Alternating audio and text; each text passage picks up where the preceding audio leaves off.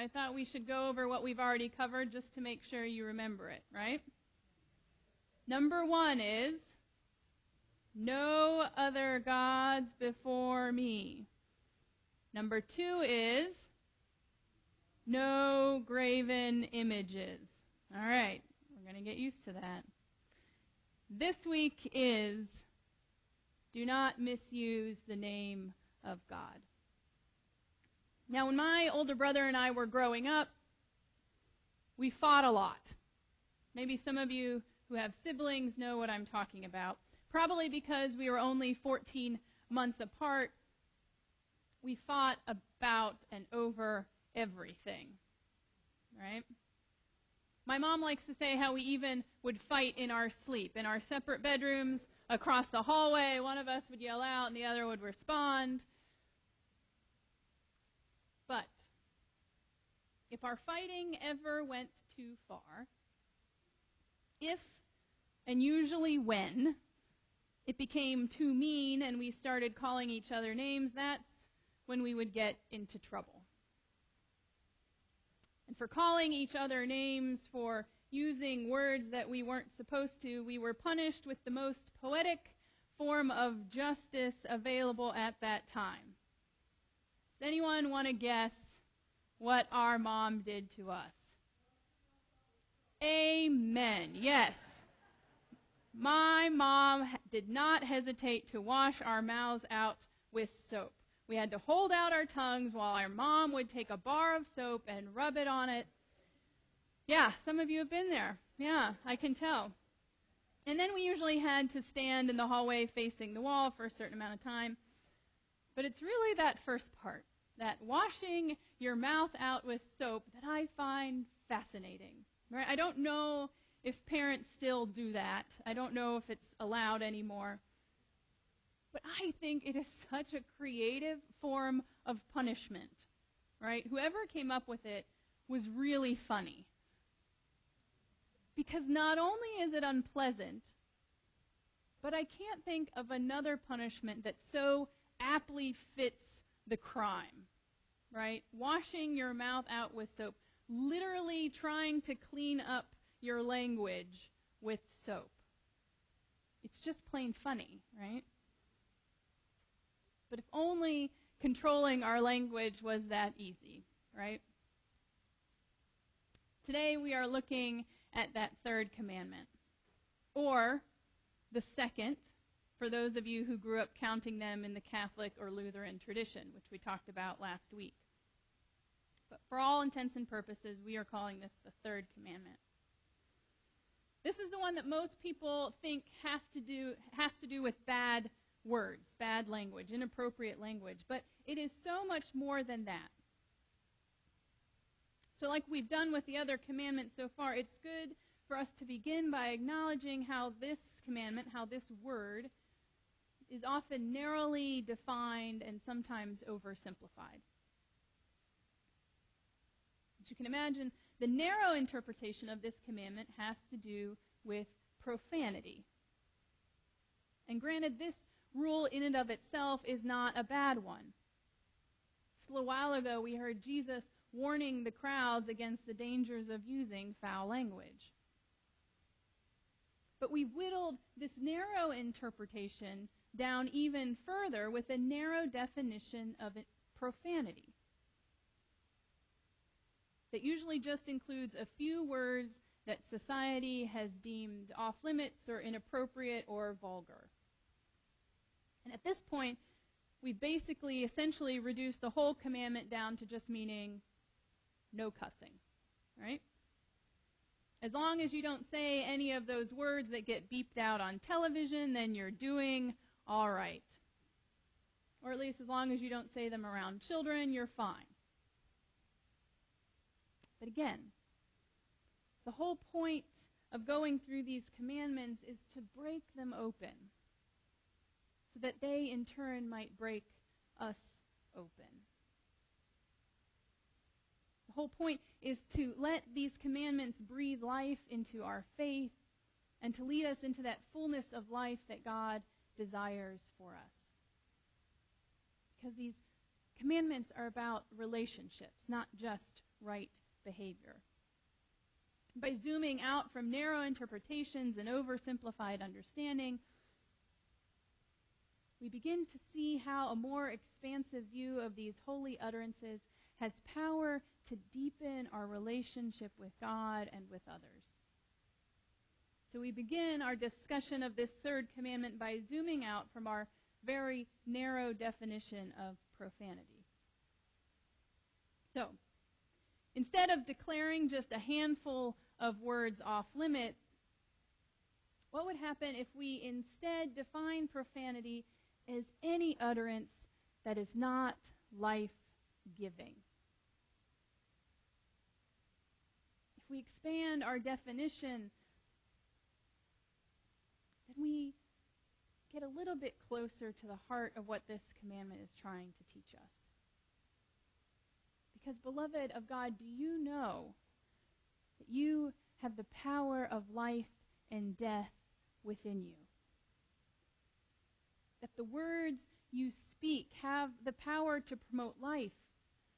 By offering words of encouragement and compassion and love, you have the power of life to speak life into the world and into the lives of others.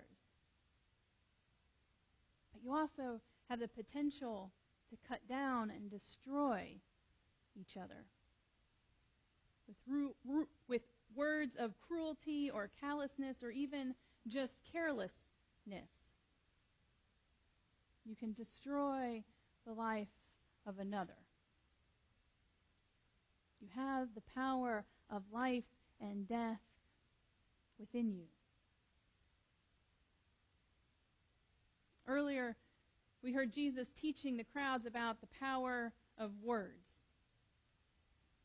We heard Jesus say that it wasn't what goes into a person's mouth, but what comes out of it that makes a person clean or unclean. And Jesus offended the religious leaders, as Peter pointed out, just by saying this, by saying that holiness was more about the words we speak than the laws that we keep. Jesus lifted up the importance of building community over maintaining personal piety.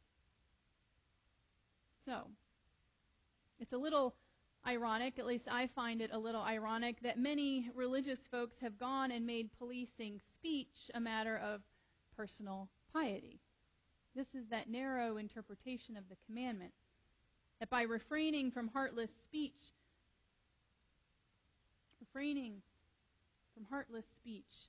isn't synonymous with simply not cussing. Speaking words of life into the world, into the lives of another, speaking these words that bring life, come from a heart that is beating in tune with the very heart of the divine. That's what Jesus was saying. The words that you speak come from your heart. Speaking words of life come from a heart that is in tune with God. Now, this certainly is a good word for us to hear this morning. It's a good word for us to hear and to take to heart, that we have the power of life and death in the words that we speak. But knowing this, knowing that we have the power of life and death in our words, while a good reminder, isn't quite what this commandment is about. Speaking words of life to each other comes later in this list of commandments. We'll get there. But right now we're still in that first half. First few commandments that deal primarily with our relationship with God. Focused on how to be in right relationship with the one who lives and moves and breathes in us. So you see, focusing on our words misses the point that this commandment deals with the use of one word in particular. All right? So, how many of you, when you were growing up, you knew how to tell when you were really in trouble? What would happen when you were really in trouble?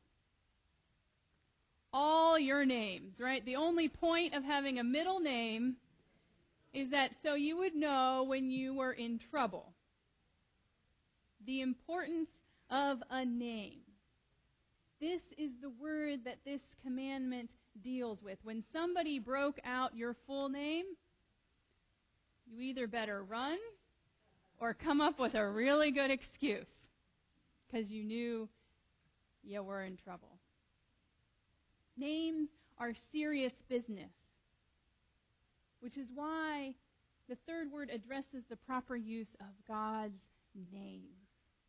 When to use and how to use God's name.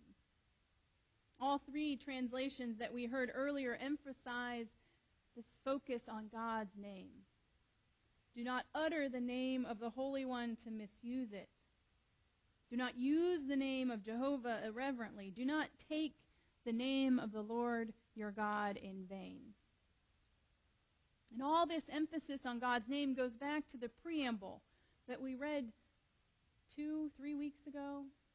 Lost count. This preamble, when God introduces this code that we call the Ten Commandments, God does so with the holy name and a reminder to the people of what God had done for them. I am the Holy One who brought you out of the land of Egypt, out of the land of bondage. This is how God begins this code, this Ten Commandments. It all began with God's name, so it's not surprising that there's a word that specifically addresses the proper use of that name. And the meaning of this commandment is similar to the one that we discussed last week when we were talking about not making graven images. If you remember, because images are limited and they're finite, this commandment to not reduce God to a graven image was about not limiting or trying to control God. God is bigger and more expansive than any image that we may have. And the use of God's name receives similar instructions. God is essentially saying, I entrusted you with my holy name. Handle it with care. Don't go throwing it around willy-nilly. Don't use it to further your own agenda. Take care not to attach it to anything that is unworthy of it or me. How we take care of, how we use God's name is important. Without an image of God, God's name is really the only physical thing that we have to hold in our minds and treasure in our hearts. It is easy to get careless with this name. It is easy to think that we are doing good, that we're acting in God's name when we attach God's name to things that seem good to us. It seems that we are doing the right thing when we get offended when others aren't as ready to use God's name as we are. It's easy to get careless with God's name. And I offer up an example in 2 parts. First is our Pledge of Allegiance. And here is your Jeopardy fact for the day. All right? So if you want to take notes, now would be a good time. Unless you can wow me. Does anyone know who wrote the Pledge of Allegiance? All right. Anyone? Oh, okay. I thought I heard it. Man, gold star. You can show off. All right. It was written by a man named Francis Bellamy, who was a Baptist minister. There you go. Good job, Baptist. He was a Baptist minister and an avowed Christian socialist. There you go. And he wrote this pledge in 1892. And the original version went like this. I pledge allegiance to the flag and to the republic for which it stands, one nation, indivisible, with liberty and justice for all. Did you notice anything missing? What was missing? Under God. This invocation of the holy name. As a traditional Baptist minister who believed in the separation of church and state, Bellamy did not invoke God's name in the pledge to the national flag. Does anyone want to guess when that phrase was added? It was in the 50s, yes? Any other guesses? Get closer than that? Was it? It was when Eisenhower was president, right? Close. Not wrong way. 54. There you go. Bingo. 1954. It wasn't until 1954 that the phrase under God was added to the pledge. And 2 years later, still under President Eisenhower, the country doubled down and they adopted In God We Trust as the national motto. And this replaced E Pluribus Unum, which had been our unofficial motto since the Great Seal of the United States was created and adopted in 1782. And we started printing God's name on our money shortly thereafter, in the mid-50s. Now, what does this random history lesson have to do with the third commandment? This is fairly recent history, even for a country that's still pretty young. This happened in the 50s. And what was going on in the 50s? The Cold War was going on, communism, McCarthyism. This is the context in which this happened. It's as if in the height of the Cold War and the fervor of McCarthyism, our country needed to claim the authority of a higher power, to invoke the name of God. And don't get me wrong. I am not saying that it is wrong to call out to God in times of uncertainty, when we are afraid. That is what the Psalms are all about. We're instructed to call out to God. It's not wrong to trust in God. It's not wrong to believe that this nation is a nation under God. But when we start adding God's name to pledges, slapping it on our money of all things, and forcing it into the mouths of those who have different beliefs, then we have profaned the very name of God. It's easy to handle it carelessly, with irreverence. What if we start carrying it with reverence? The fact that God's name is on every dollar that you spend, what would it mean to handle God's name with care? When it is in your hand. Not taking God's name in vain, not using it irreverently, means not using it to further some political or national or even a religious agenda.